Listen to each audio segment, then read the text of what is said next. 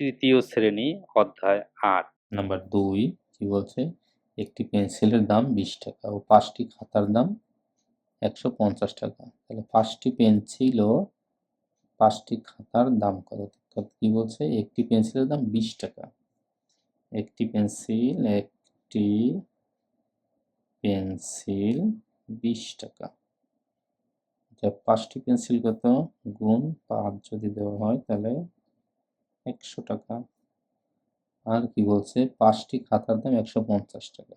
তাহলে 5টি খাতা কিনতে কত হবে? 5টি খাতা 150 টাকা, তাহলে 250 টাকা। উত্তর 250 টাকা লাগবে।